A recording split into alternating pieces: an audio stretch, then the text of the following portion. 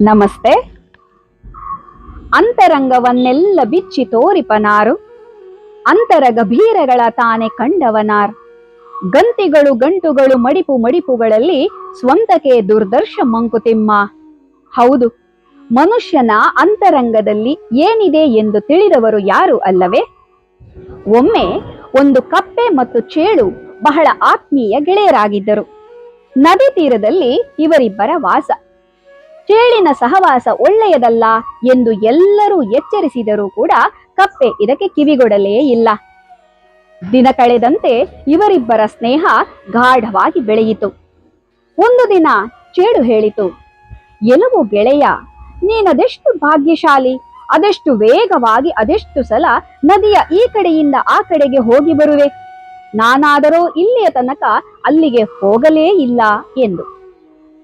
ಕಪ್ಪೆ ಹೇಳಿತು, ಗೆಳೆಯ, ಅಲ್ಲೇನು ವಿಶೇಷವಿಲ್ಲ ಬಿಡು, ಇಲ್ಲಿ ಹೇಗಿದೆಯೋ ಅಲ್ಲಿಯೂ ಹಾಗೆಯೇ ಇದೆ ಎಂದು. ಚೇಳು ಹೇಳಿತು, ನನ್ನನ್ನು ಒಂದು ಸಲ ಅಲ್ಲಿಗೆ ಕರೆದುಕೊಂಡು ಹೋಗುವೆಯ ಗೆಳೆಯ ಎಂದು. ಕಪ್ಪೆ ಹೇಳಿತು, ಅದಕ್ಕೇನಂತೆ, ಬಾ ಈಗಲೇ ಹೊರಡೋಣ, ನನ್ನ ಬೆನ್ನ ಮೇಲೆ ಕುಳಿತುಕೋ ಎಂದು ಹೇಳಿ ಕಪ್ಪೆ ಚೇಳನ್ನು ತನ್ನ ಬೆನ್ನ ಮೇಲೆ ಕುಳ್ಳಿರಿಸಿಕೊಂಡು ನದಿಯನ್ನು ದಾಟುತ್ತಿದೆ.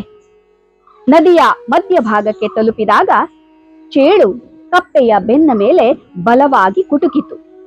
ನೋವು ಸಹಿಸಲಾರದ ಕಪ್ಪೆ ನೀರಲ್ಲಿ ಮುಳುಗಿ ಹೋಯಿತು.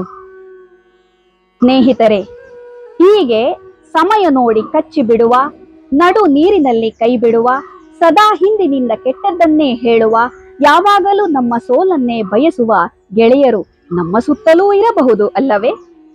ಚೇಳು ಎಂದು ಗೊತ್ತಿದ್ದು, ಕುಟುಕುವುದು ಅದರ ಸ್ವಭಾವ ಎಂದು ಅರಿತಿದ್ದು, ಚೇಳಿನ ಸಹವಾಸ ಮಾಡಿದ ಕಪ್ಪೆಯದ್ದೂ ತಪ್ಪಿಲ್ಲವೇ?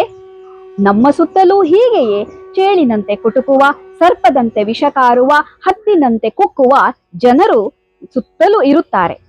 ಆದರೆ ನಾವು ಯಾರ ಜೊತೆ ಸ್ನೇಹವನ್ನು ಬೆಳೆಸಿಕೊಳ್ಳಬೇಕು, ಯಾರ ಜೊತೆ ಬಾಂಧವ್ಯದಿಂದಿರಬೇಕು, ಯಾರನ್ನು ಯಾವಾಗ ಎಲ್ಲಿ ಹೇಗೆ ದೂರ ಇಡಬೇಕು ಎಂದು ವಿವೇಕದಿಂದ ವ್ಯವಹರಿಸಿದ್ದೇ ಆದರೆ ಈ ಬದುಕೇ ಬಂಗಾರ.